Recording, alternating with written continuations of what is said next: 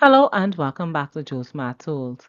In our session today, we will be calculating the measurement of our radius when we're given the circumference and our pi is equal to 3.14. And if you want to see how this is done, let's. So in our example today, we are going to be calculating the measurement of our radius when we are giving all of the other information except what is the radius? So let's plug in the information that we do have. So we're told that our circumference is equal to 37 and 68 hundredths. We're going to return pi and 2 back to our equation. And we know that pi is equal to 3.14.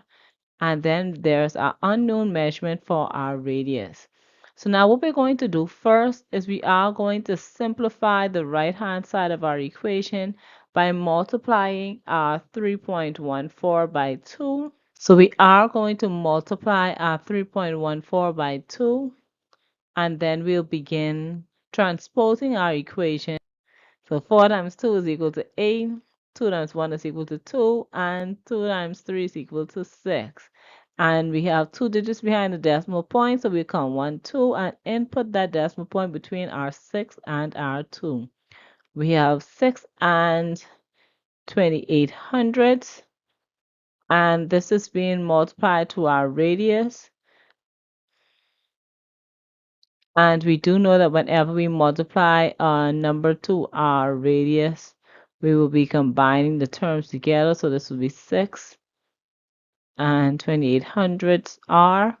So we're now going to move into our one-step equation rules, where we're going to be getting our variable r on one side of the equation by itself, which means that we are now going to be dividing both sides of our equation by our 6 and 28 hundredths, because remember we are solving for r, so the main goal is to get that variable on one side of the equation by itself. Now to find the measurement for r, we are going to have to perform some steps that may be a little bit uncomfortable, but that is all part of the process. So as you know, with our one-step equations, our 6 and 28 hundredths will cancel on the right-hand side, which will leave us with our variable r. Now, I know that when it comes to these type of fractions, when we have to calculate or we have to do any sort of division, it can be a bit tricky. This is where knowing your divisibility rules can come in handy to help you out. And here's why I'm saying that.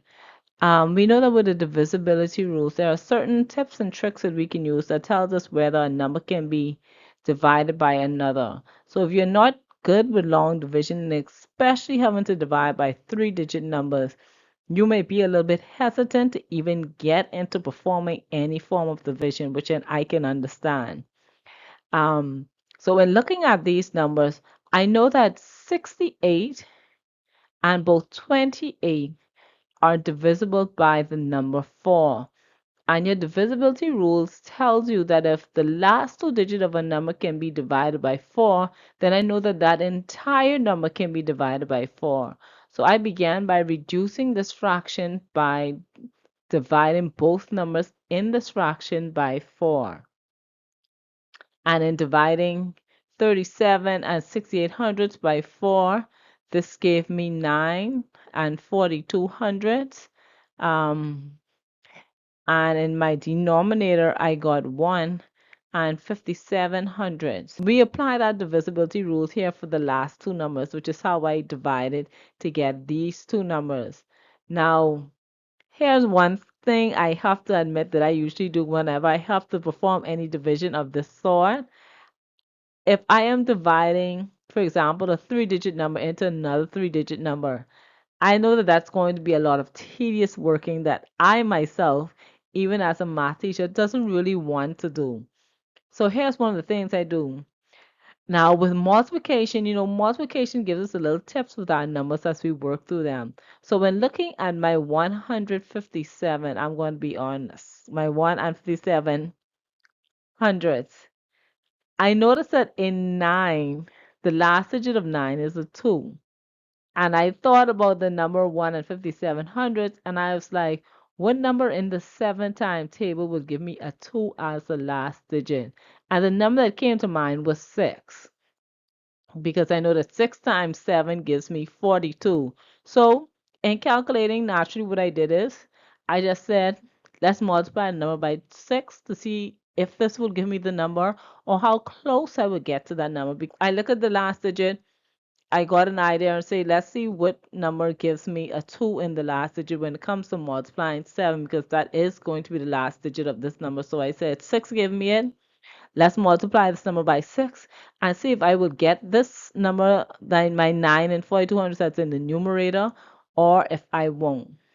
So 6 times 7 gave me 42. Put my 2, carry the 4. 6 times 5 gave me 30. 30 plus 4 gives me 34. Carry my 3. 3 times 6. 6 times 1 is 6. And plus 3 would give me 9. So I saw that in multiplying, I actually got 6.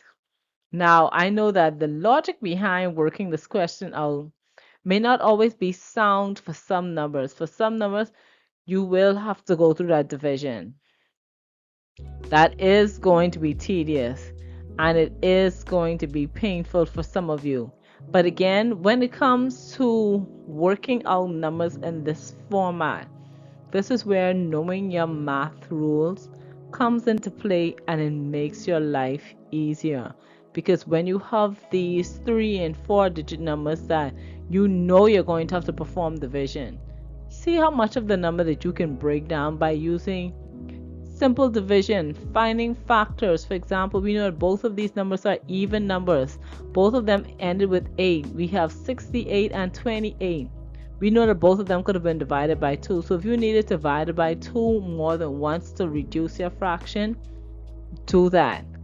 Learn your divisibility rules. These little tricks and these little tips that you learn helps when you have numbers like this.